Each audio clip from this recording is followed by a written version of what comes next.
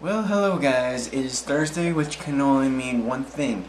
Time for odds and ends, yo. So yeah, it is that time once again for another edition of Odds and Ends, where I read you some really weird news stories from all over the world, and they don't call it odds and ends for a reason, you know? So I'm ready if you guys are, and I have it in front of me. So let's begin.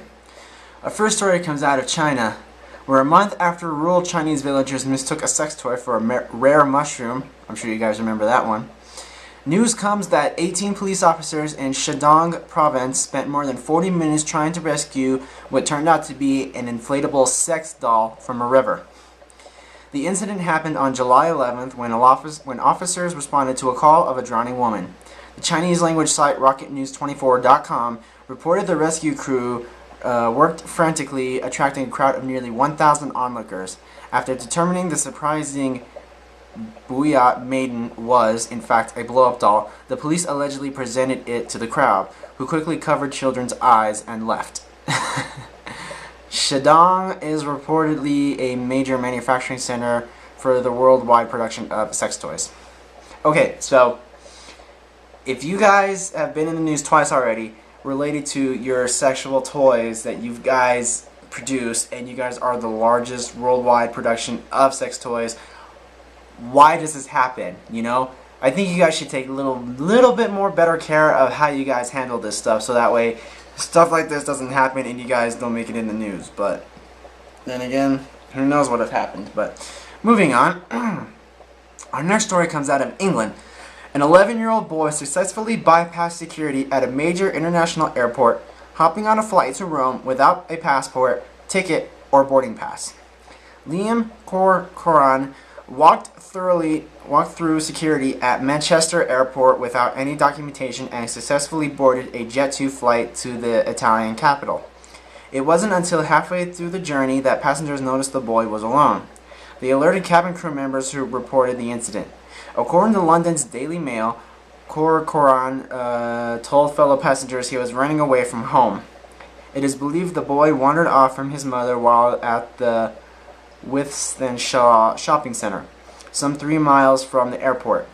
Quote, "This extremely serious matter is now being urgently investigated by officials from the airport and airline," an airport spokesperson told reporters.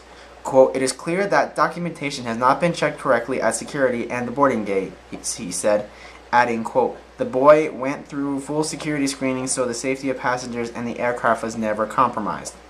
Corcoran was held on the plane in Rome, questioned by Italian police and border officials, and returned home. Okay, how could you not spot an 11-year-old waltzing right past security and notice something was suspicious? But I guess if somebody's to blame, it's the lack of security and everybody else. And, well, who am I to blame? I mean, he has his reasons for running away, but he failed, and nobody would have even noticed about it until, like they said, halfway through the flight. Then they noticed something was up. But if it wasn't, who knows what might have happened. Moving on, our next story comes out of Canada, where a Gaulis riverman accidentally shot himself in the head while trying to smash a mouse with the butt of his hunting rifle.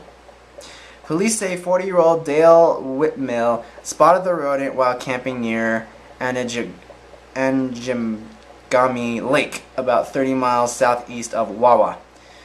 He tried to use his rifle to smash it, but he was apparently unaware that the weapon was loaded. Amanda Huff told the Salute Star that the bullet grazed the man's forehead. Quote, "He was very lucky," said Huff. Whitmill was charged with careless use of a firearm and released. He is slated to appear in court on September 17th. Okay, dude, let me ask you this.